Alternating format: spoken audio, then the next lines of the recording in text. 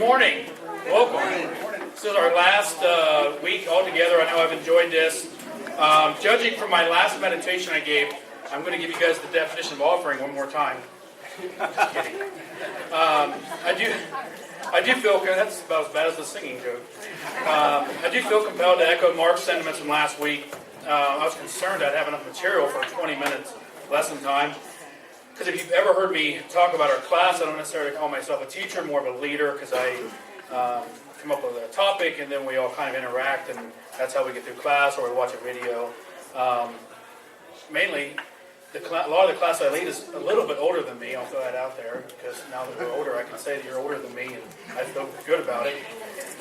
However, we will always be the young adults class, even though most of us, I think, are in our 30s and some in our 40s, but we'll just leave that there. So the point I'm making is I'm not a lecture type teacher or leader, so I'm going to share some, but I'll be needing some input from you so that we get through this class, therefore we can all interact. I did enjoy working on this, though. It made me work a little bit harder on myself. I put together 4 pages of notes and topic to talk about, but I am going to start.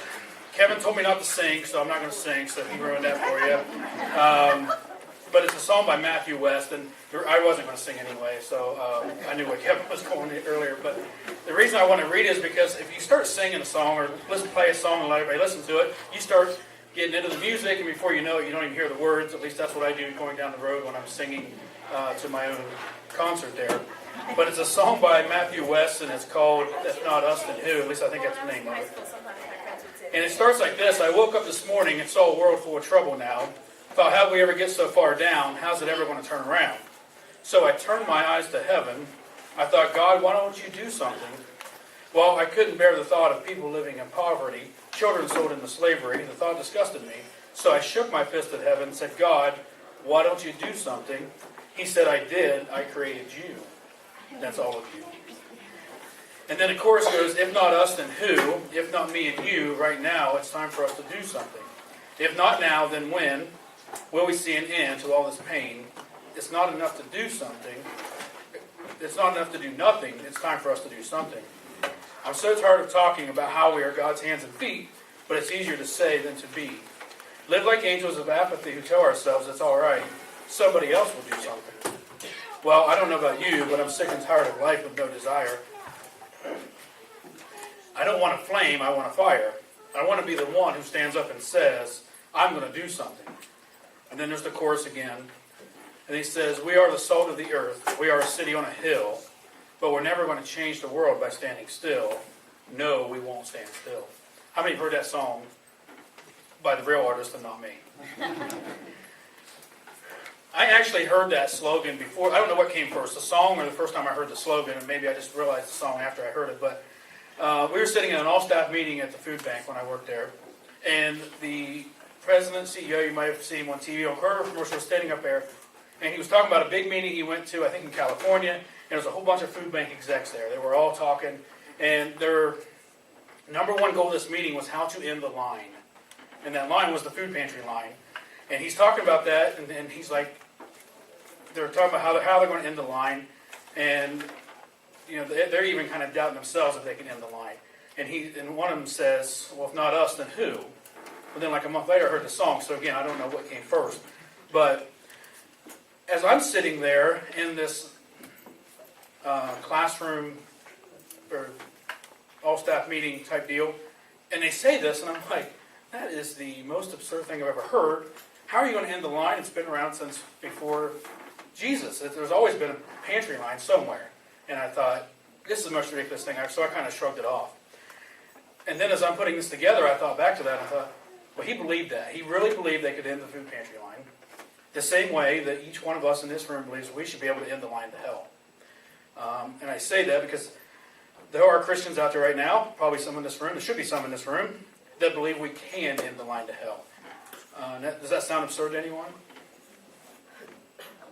Maybe it did before I went through all that, but if we are not here to end that line, then why are we here? And I don't say that meanly or anything like that. I'm just saying that is what we were given. We were given one mission.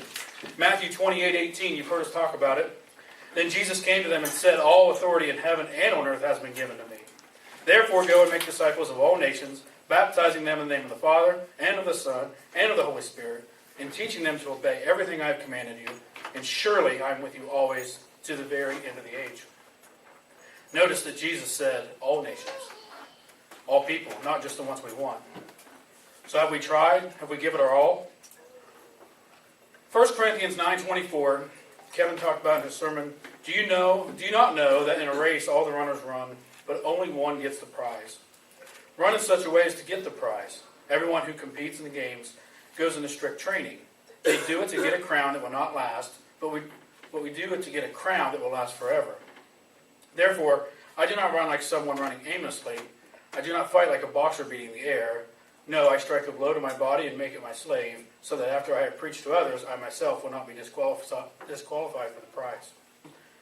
So here's what we're going to do. We're going to have a little fun. You all have a jar in the center of your table, right? I'm going to hand out clothespins, one per person, and whoever gets the most, you get one try to drop it in. And I haven't exactly figured out the logistics of it yet. Maybe do we leave it in the middle of the table or on the ground? Kevin's going to demonstrate. From your waist. So you get one drop per person, and then the collective score of the table, and then we'll do a percentage or whatever. First and second place are getting a prize, and that's it. All right? Somebody help me handle it. One per person. If I can win Piddly wings, I can win. Oh, this is going to be easy. What? Well, I beat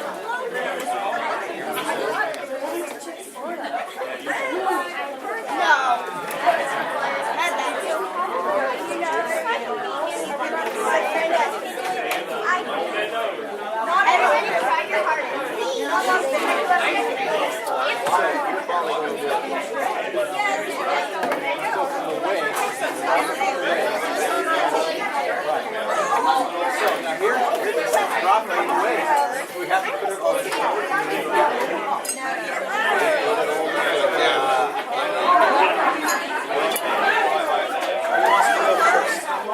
Wants to go first. Okay. Over here.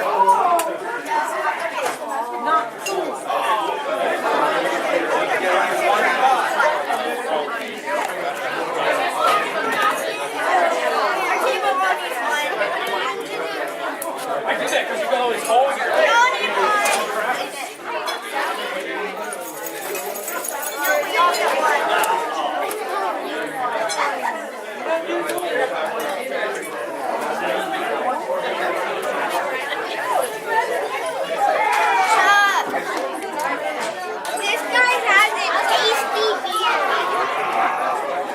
Does everybody have a clothespin?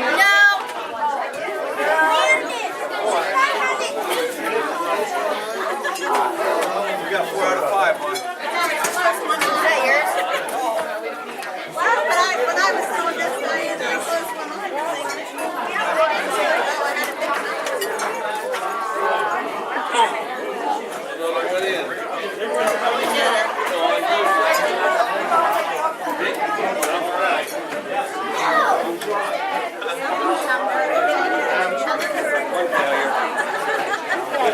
Two fails.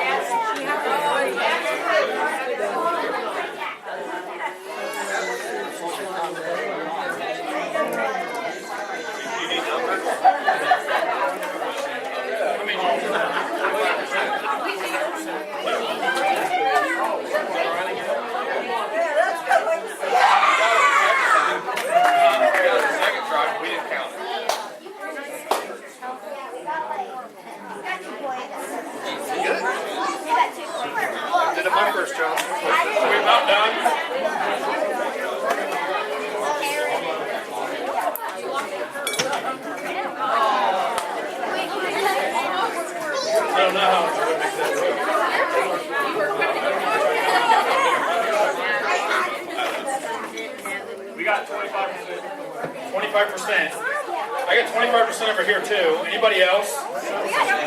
75%. 80%. 87% there. 80%. So 80 and 75 are leading. Is there anything better than that? 100%. 100%. It was only me and I got it. So 180% are going to win, it sounds like. Who got 90? How'd you get 90 if there's 4 of you?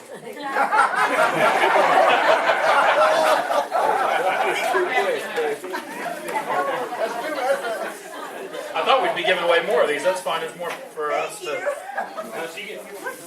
Oh, you get 2 for being a winner. That makes them go farther. We can have more games now. All right. Thank Kevin. It's his idea for the game. I'm like, Kevin, I don't have a game. I'm not creative. He's like, how about this? And then he told me not to Let's sing. play again. Okay, so the reason I bring that up so much today in our world is participation trophies. You're not getting a participation Hershey's Kiss. Good. But every one of you tried hard because you knew you were going to win something at the end of this, correct? Yep. Okay, well, most of you hoped you would. I did. I did too. Thank you, John. You're welcome. So, I say that, so 1 Corinthians 9:24 and following seems to suggest that that there is a participation trophy for us. But you have to try hard enough to get the participation trophy. Does that make sense? Yes. So, we have to try. We will fail. But we can't try just hard enough to get a participation trophy in heaven. It has to be a genuine effort. How many of you in here have ran an organized race, a 5K, a 10K? I'm going to raise my hand as an example, but not because I've done it. Okay. How many of you that have your hands up thought you were going to win the whole thing? How many hoped you could win? Like, in some vision, you thought, oh, I could win this whole thing. Some of you have. Okay, there it goes. Did you give it your all? Even if you didn't think you could, did you give it your all? You gave it your 100%. You ran, did as much as you could because you wanted to feel that sense of accomplishment. Discipling is not a sprint. It's a marathon or a 5K or a 5:10. Did you get a participation trophy just for trying? No? Does a t-shirt count? I got a t-shirt. T-shirt? I have a list. Actually, I bet every one of you got something. A bottle of water, a bagel, granola bar. Yeah. Fair enough. Did they give those out to the people that were just watching on the sidelines? Yes. Some of you might have got a 26.2 sticker on your car. How many have that on their car? Anybody ran a full marathon? No, the net like 26.2. That's my kind of running. I got this written down here. I'm somewhat envy of those stickers. The ones that are for 26.2 miles, not the ones for 26.2 donuts or whatever else. I always thought it'd be cool to run a marathon. I just don't think I have the body to do it. Was it the class? Bob? Who was the guy? The finance guy? What's his name? Ramsey. Dave Ramsey. Is he the one that said I ran my first or 2 marathons in one day? My first and my last. That would probably be me. All right. So everybody has a sheet of paper. We're gonna play another fun game. And then the winner, whoever gets the most of these right, is going to get another prize. All right, so I'm going to read a short bio of some very famous people, and I made these people you would all, I think, recognize. And you're going to guess who they are. None of these are biblical examples either. They're all real-world examples. And they're people that didn't give up and kept going, and likely changed several lives in the process. So the first one, he did not speak until he was 4 years old. Struggled mightily in college, was an insurance salesman, took a job as a patent office assistant examiner, and won a Nobel Prize. Just write it down, we'll come back. This guy lost his job at 23, lost his bid as state legislator and several other offices, lost the love of his life at age 26, and then became the most powerful person in the world. This person lost his father at age 5, took care of his siblings from that point on, His first restaurant was destroyed by fire 4 months after he had it. Failed 1,009 times before somebody bought his recipe at the age of 65. This person, his family was kicked out of his house at 13 and lived in public housing. Had several failed demo discs, worked as a truck driver, and became a king. This person was once so broke, he sold his dog to pay his electric bill for $25. Rejected by 1,500 talent scouts. Lived in a New Jersey Port Authority terminal for 3 weeks. Was offered $350,000 for a script he wrote, so long as he didn't act in the film. And eventually settled for $35,000 and a percentage of the film's sales, which grossed over $200 million. And if you can name the movie, that's a bonus. So everybody ready to go through the answers? We don't know. Okay, who was the first one? Einstein. I was gonna say that. How many people had Einstein written down? Bunches of people. Okay. I tried to make them somewhat easy. Not easy. Who was the most powerful man in the world? Lincoln. Who was the third guy? And the fourth guy, Elvis. Became a king was probably too easy. And who's the last one? Sylvester Stallone. Rocky. All right, so who had the most right? Probably. How many's there? 8. Ava, can you come here and get 8 of these? Or how many was at your table? Don't listen to your mom. How many of you guys get? So, alluding to Kevin's sermon, I just don't think I can do this. This can be a daunting task. We will likely fail, and we will have triumphs. And these examples I just gave, none of these people succeeded the first time. And we will also have victories that won't even know will happen until later in life, or maybe even after this life. So how many of you have failed at discipling, and how do you know? Stephen, brave enough to share? Because my pew's not full. It's a good thought. Jeff? One of the kids I was working with is in prison right now. Kevin? Anybody else? Kevin's eating his fries. People were here a couple of times, and I didn't follow up on them, and they didn't come back. Yeah, but you don't know till the end. That's right. There's always hope. There's always hope. Eve? My neighbors are avowed atheists. They homeschool, but they tell me they're atheists, and they've been kinder to me than I have been to them. They brought meals when my daughter was having a baby and stuff, and I just keep thinking, Paul was in prison. Paul was in prison. Currently, my discipling has failed that kid. You don't know. You don't know until you don't know.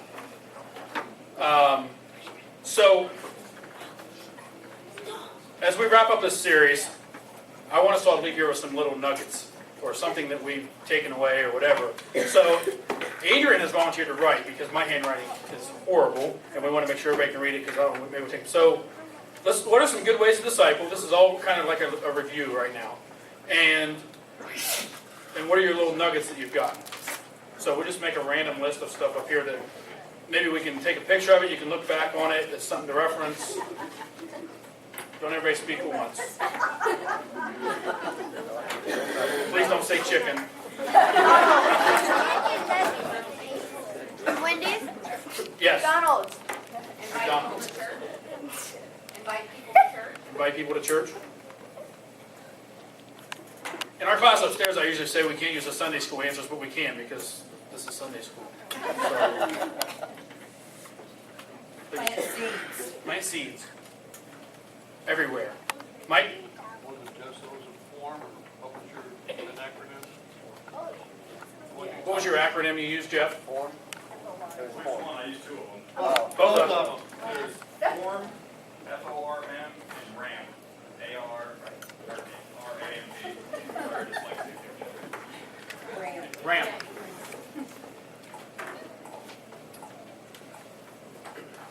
What do they say?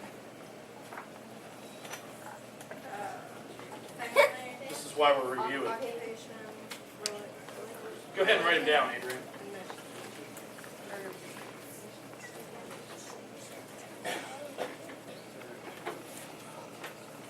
These are people we're to reach out to. Occupation. I'm gonna put that. Good job. Spelling is not Adrian's occupation. Anything else that you want to, Steve, sorry, act? If your heart tells you to do something, you best do it. Just do it. Like Nike, just do it. Mike? Bob? I think that was probably the shorter and more concise version of what I was gonna say, but just those times where you're in your head going, I should probably say something to this person, or I should talk to this person, or I should initiate a conversation, and then you don't, because I find myself doing that a lot. Well, do. Don't. Do it. Do it. Don't it. We need to figure out a tagline for that, Bob. We'll come up with something. John? Get back up when you get knocked down. Get back up when you get knocked down. That was actually the song I was going to read to you. I was never going to sing. But,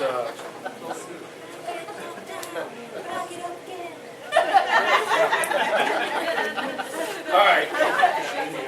Develop relationships. Develop relationships. Adrian?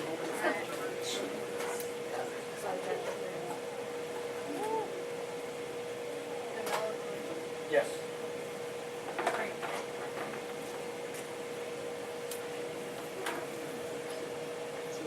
Anything else? Mark?